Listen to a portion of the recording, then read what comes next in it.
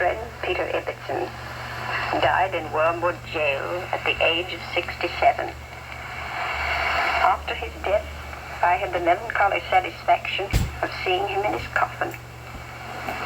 The splendor of his dead face as he lay there will haunt my memory until I die.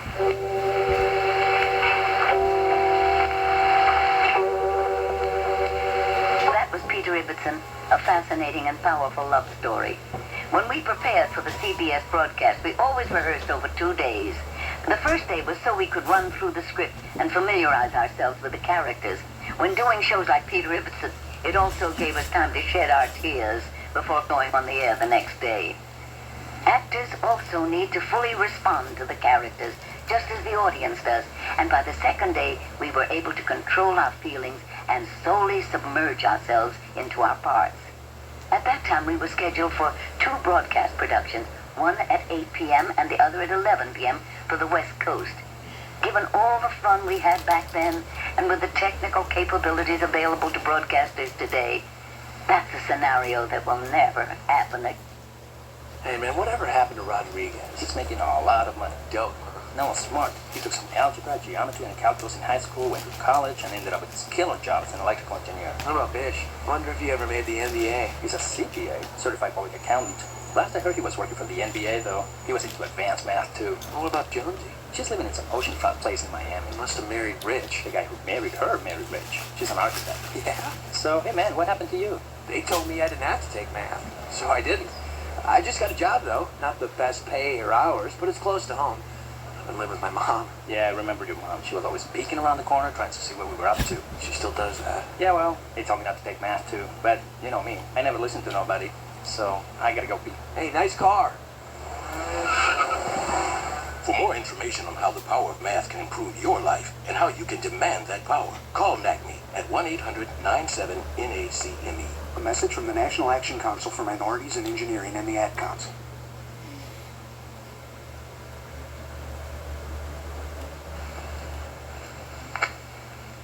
The challenge of the Yukon.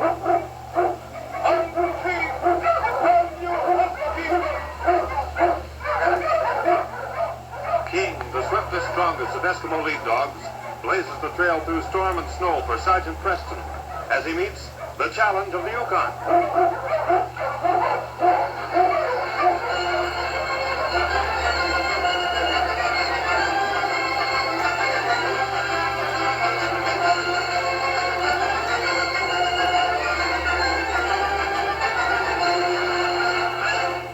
Sergeant Preston was typical of the small band of Northwest Mounted Police who preserved law and order in the Yukon during the gold rush of '98. That was the year that brought over 50,000 men swarming into the Klondike region, and the greed for gold led to frequent violence and bloodshed.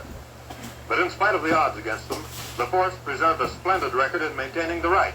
The challenge of the North was answered, and justice ruled triumphant.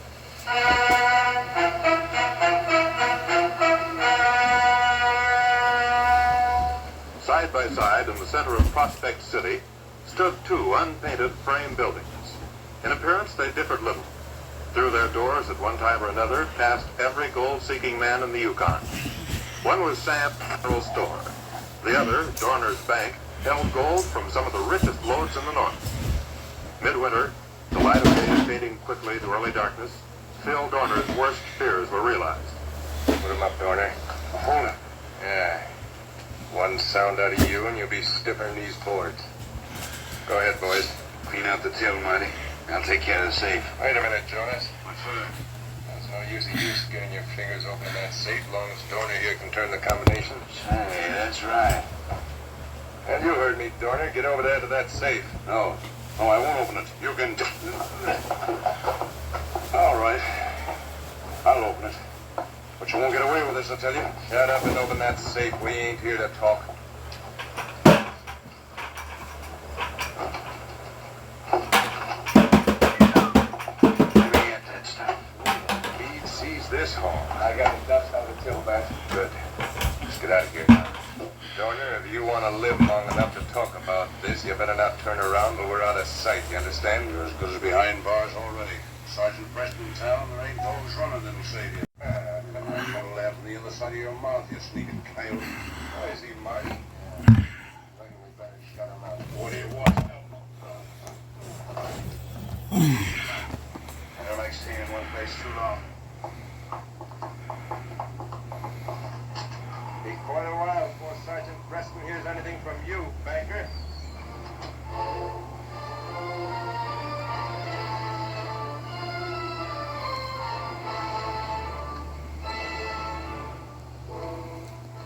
A little later, a miner stopping to deposit some dust found Bill unconscious on the floor. The alarm spread quickly. Operators, miners, and trappers mobbed the bank, while the banker, his hand to his head, told Sergeant Preston the story. How many of them were there, Phil? 3. There was talking of another one, a fellow named Meade. You say they even made you open the safe? Yeah. I tell you, Sergeant, I didn't have a chance. There was 3 guns ready to fight. Almost any man would have done the same thing, Phil. $22,000 I had in that safe. What do you even do about it? Go after them. They're killers. Sounds to me as though this robbery is tied up with some others that have been committed on the coast. If I'd only drawn it out yesterday when I had a mind to.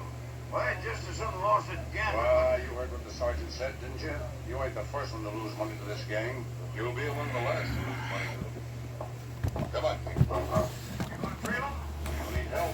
It's all the help I'll need. You can get the $22,000. Shut up, man. Well, I was just only want to get them varmints. Preston will do it. There he goes. Yeah? Seems like an awful big job for one man to handle. What you need is a drink, Phil. Come on, close the door. You don't have to bother locking it now. Ain't nothing more to be done. Maybe you're right. Sure, I'm right. You'll feel better before you know it.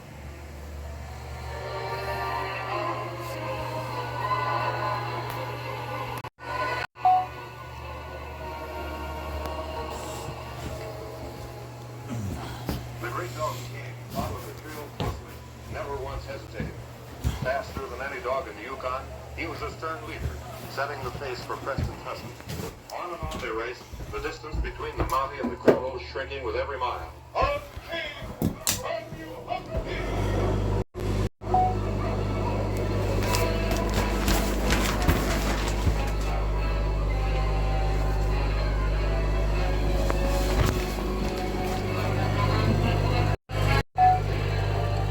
Soon.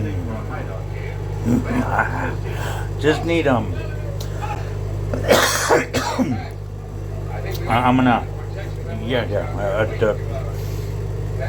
adhesive liquid glue, because water, the glue, and it's the mix ratio of all these ingredients that I still gotta think about, and then exactly how the configuration of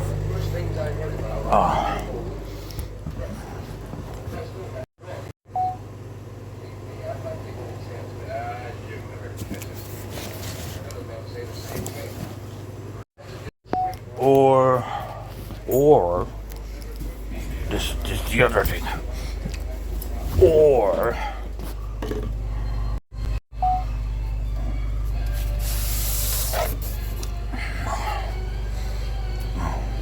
dang, really quick, watch, really quick. I mean, it's already wet in there, so okay, not that quick, but you see the size.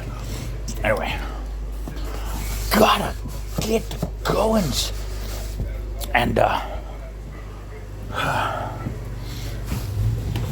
anyway, hold on. Oh.